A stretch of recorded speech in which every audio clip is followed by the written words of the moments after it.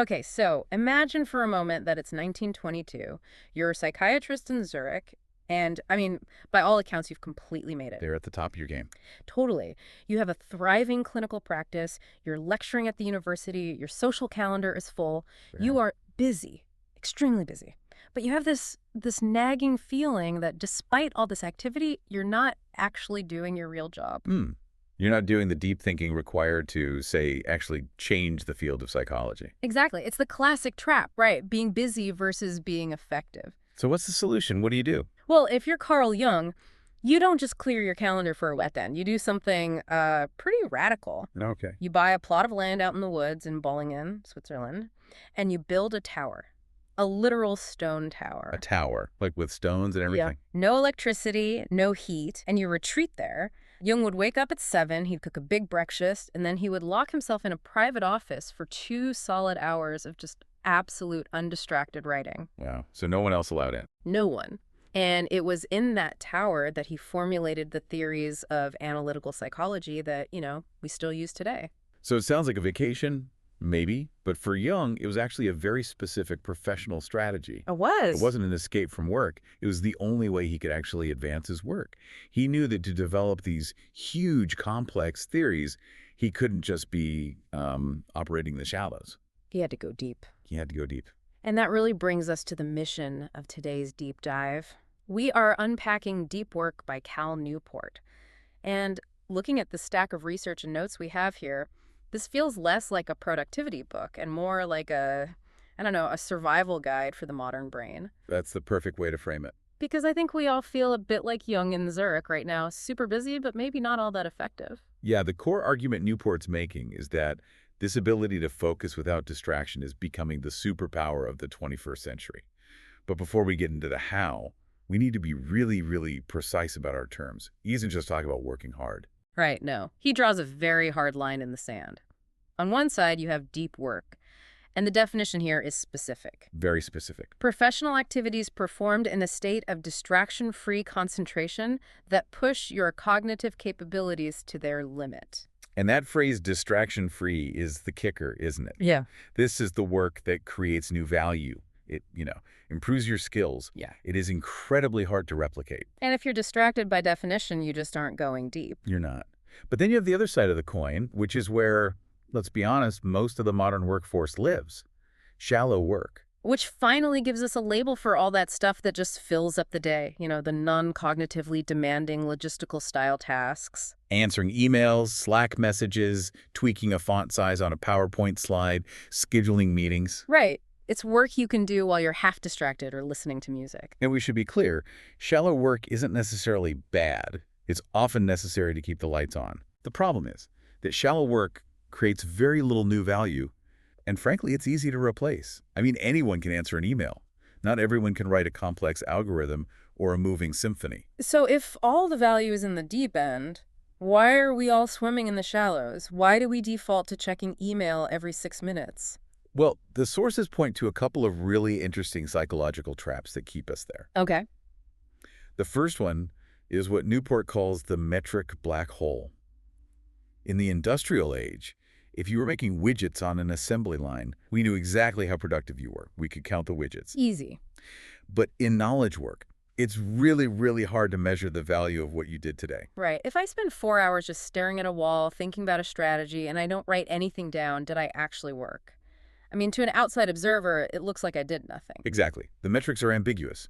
So, because we can't easily measure value, we fall back on a proxy. We use busyness as a proxy for productivity. No, that makes so much sense. If I send 500 emails or if I'm instantly responsive on Slack, I have proof I worked, I can count the emails, it makes us feel productive, even if we haven't actually created anything of value. And that ties right into the second trap you mentioned, the principle of least resistance. Correct. In the absence of clear feedback, we just tend to do what's easiest in the moment. And staring at a blank page trying to solve a hard problem is painful. It's cognitively expensive. Checking a notification is easy. It provides a little dopamine hit of, I accomplished something, even if that something was totally trivial. Okay, so our brains are wired to avoid the hard stuff, and our office cultures reward the busy stuff. But Newport makes a pretty aggressive economic argument here. He basically says if you keep doing the easy stuff, you're in trouble. He calls it the Great Restructuring. This is his deep work hypothesis. It says that as digital technology accelerates, two things are happening at the same time.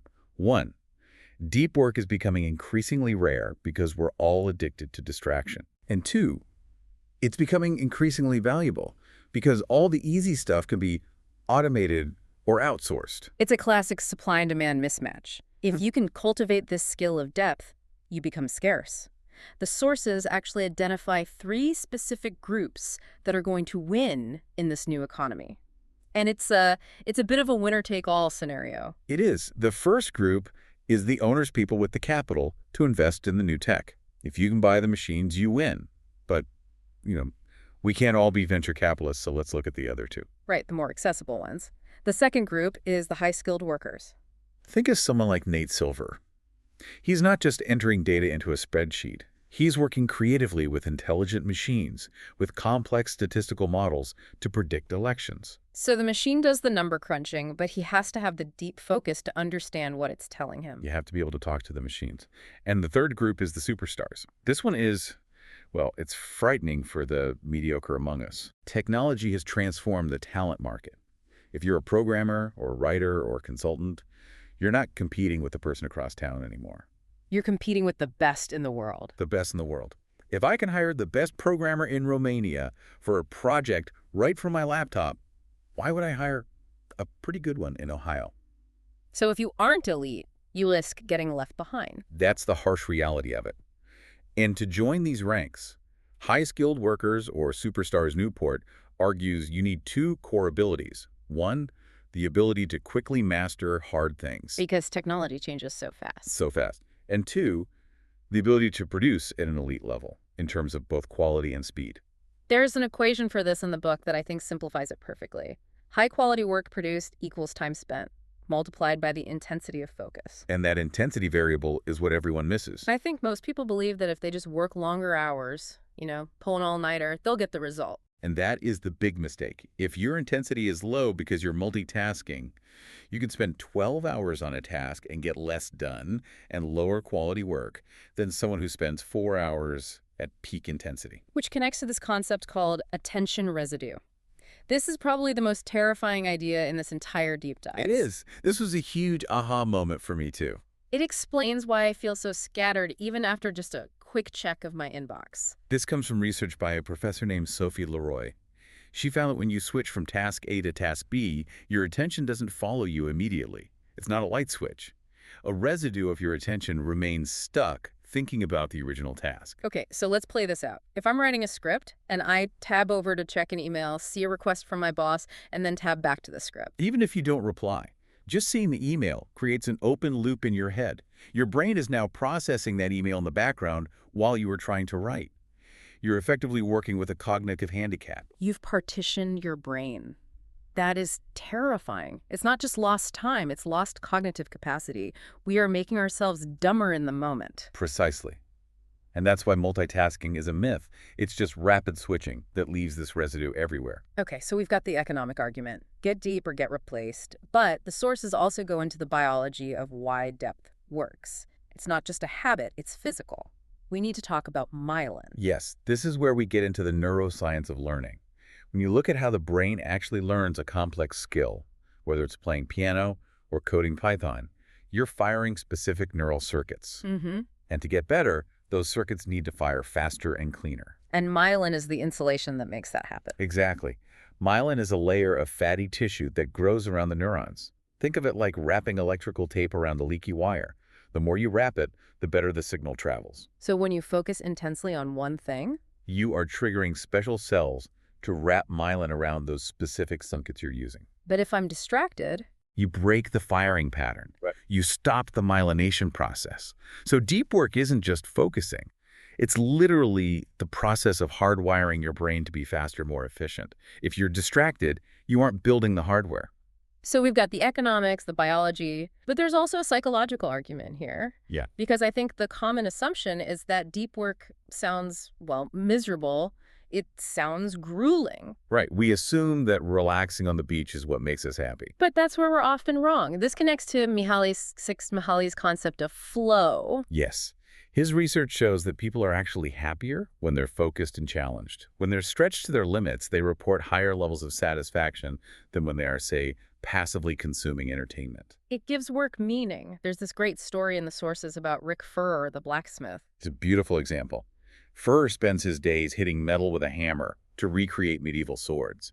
It sounds incredibly repetitive, physically exhausting. But because he engages with it so deeply, looking at every nuance of the heat and the metal, it becomes a craft. It becomes sacred. And the argument is that we can apply that to knowledge work, too. Yes.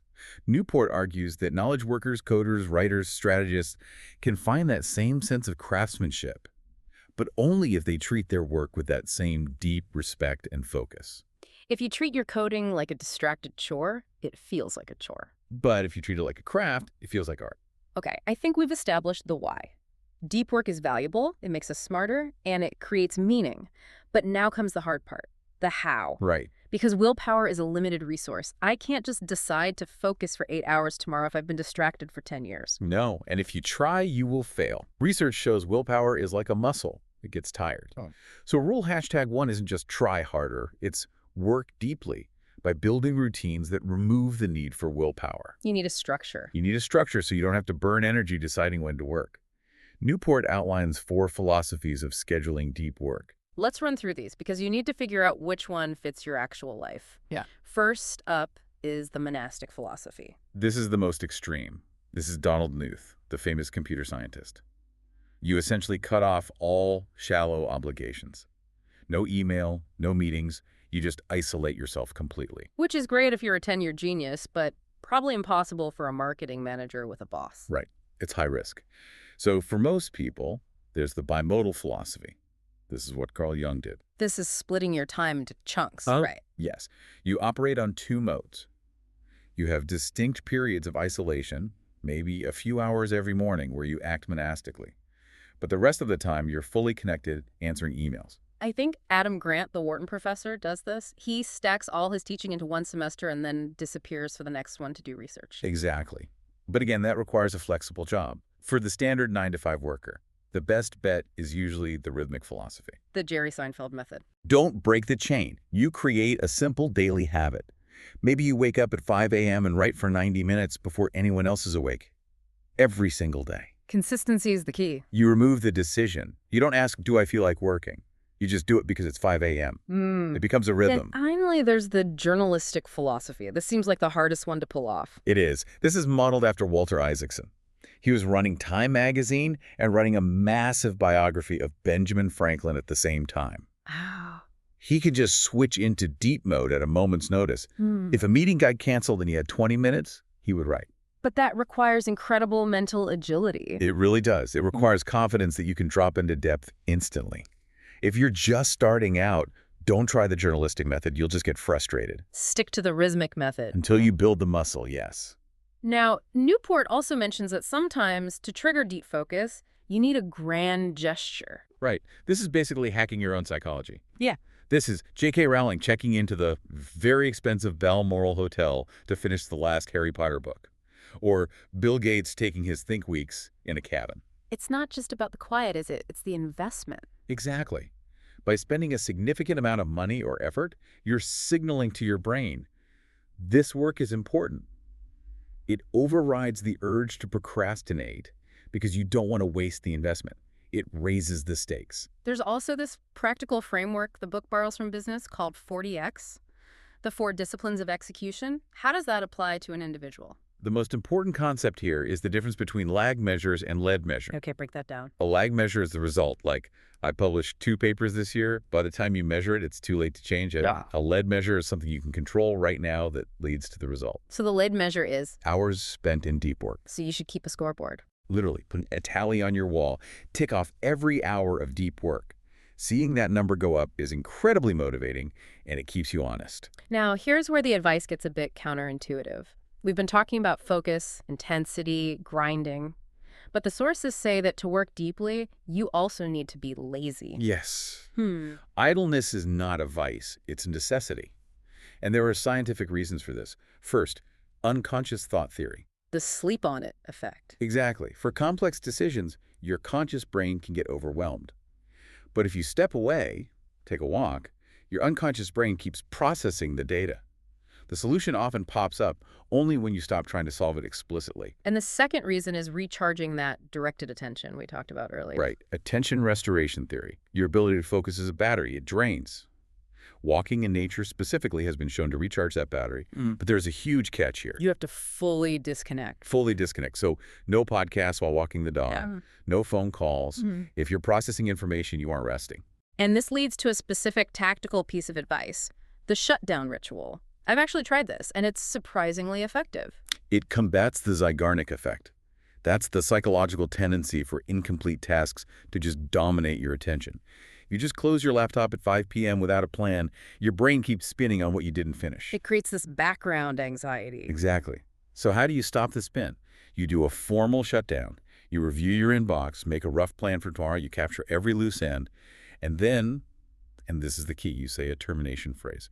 Newport uses shutdown complete. It feels incredibly cheesy to say shutdown complete out loud to an empty room. It does, but it's a psychological anchor. It signals to your brain that it's safe to let go. It creates a hard boundary between work and life. If you don't shut down, you never truly recover. Okay, moving on to rule #2. Embrace boredom. This is a tough one for me. I stand in line at the grocery store and out comes the phone. I can't handle 30 seconds of doing nothing. And that behavior is killing your concentration. Newport argues that if you feed your brain a distraction every time you feel a moment of boredom, you are rewiring it to be addicted to novelty. You are Pavloving yourself. So even when I want to go deep, my brain is just waiting for the next ping. Exactly. You become what one researcher called a mental wreck. So you have to train your brain to handle boredom. It's like interval training. You have to practice resisting the urge. One strategy mentioned is the Roosevelt Dash. This is named after Teddy Roosevelt. Yeah. He had incredible focus. The strategy is to identify a task that would normally take you, say, an hour, and force yourself to do it in 20 minutes. Set a timer. That sounds stressful. It is. That's the point. It forces you into a state of hyper-focus just to survive the deadline. It teaches your brain what high intensity actually feels like. And another one is productive meditation. This isn't sitting on a cushion, is it? No, it's using physical time like walking or driving to focus on a single professional problem. You define the problem before you start, and you try to solve it in your head. But my mind always wanders when I walk. And that's the exercise. Every time your mind wanders to what's for dinner, you gently pull it back to the problem. That act of pulling it back, that's the bicep curl for your attention muscles. Okay, let's tackle the elephant in the room. Rule #quit social media. This is usually the most controversial part. People get defensive. But Newport isn't saying you have to go live in a cave. He's arguing against what he calls the any benefit mindset. Which is this idea that if a tool has any benefit at all, oh, I can see photos of my cousin's wedding, then that justifies using it. Exactly. We justify the tool because of a tiny benefit, and we ignore the massive cost, the distraction, the fragmented attention. Instead, he proposes the craftsman approach. The tool selection part. Right. Think of a craftsman. He doesn't buy a tool just because it's shiny or free. Yeah. He asks, does this tool help me achieve my core mission? Right. There's a great analogy of the hay farmer, Forrest Pritchard. I like this. He's a sustainable farmer, and he decides not to make his own hay. Right. I mean, making hay is useful for a farmer, but he realized that the time spent making hay took away from his core profitable activity, which was raising organic chickens. The opportunity cost was just too high. He's better off buying the hay. So we need to ask, is Twitter helping me achieve my core goal of being a great writer? Or is it just making hay when I should be raising chickens? Precisely. If you're a news reporter, maybe Twitter is essential. But for 90% of us, it's just entertainment masquerading as a tool. It's about being intentional. Curate your tools. So what does this all mean for us? We've got the rules. Work deeply, embrace boredom, quit, or at least rigorously curate social media. The vision Newport leaves us with is the deep life. He describes this architectural concept called the eudaimonia machine, a building designed purely to move you from shallow lobbies into deep work chambers. It sounds like a sanctuary. It is, But ultimately, you have to build that machine inside your own life because the deep life isn't just about productivity. It's not just about getting a promotion. It's about a good life. A good life, that's the core message. That really resonated with me. The shallow life is frantic, it's stressful, it's fragmented. The deep life is rich, meaningful, and deliberate. Depth generates meaning. Whether you're forging a sword or writing code, engaging fully with your work is what makes it satisfying. So here's a final provocation for you listening right now. We talked about a lot of strategies, but don't try to do them all at once. Pick one shallow habit you have. Maybe it's checking news in bed or keeping your email tab open all day. Just one. Cut it this week. Yep. And watch what happens to your brain. You might be surprised by how much quiet and how much power you get back. That's it for this deep dive into deep work. Go focus on something hard. We'll see you next time.